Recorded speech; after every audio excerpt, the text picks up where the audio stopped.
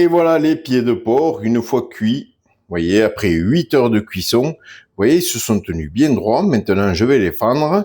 Alors, hop, là, on le sort. Vous voyez la gelée. En fait, il a cuit dans un bouillon de cochon. Si vous voulez la recette du bouillon de cochon, surtout, vous n'hésitez pas à demander, je vous la donnerai. Ou alors, c'est pas bien compliqué non plus de faire un bouillon de cochon.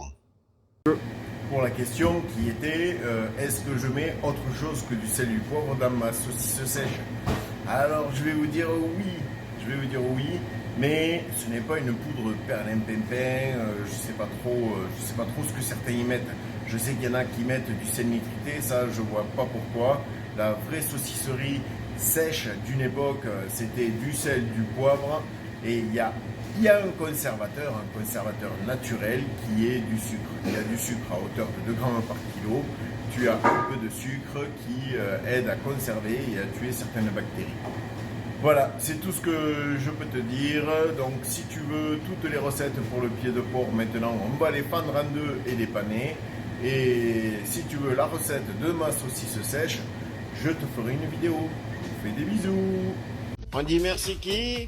Merci saveur corésienne.